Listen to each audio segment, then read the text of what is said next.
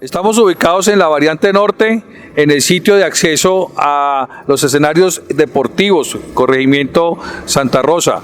Sitio donde el semáforo estaba sin conexión, no operaba y ofrecía gran problema en el tema de tránsito con posibles accidentes e incidencias accidentales, digámoslo así de alguna manera.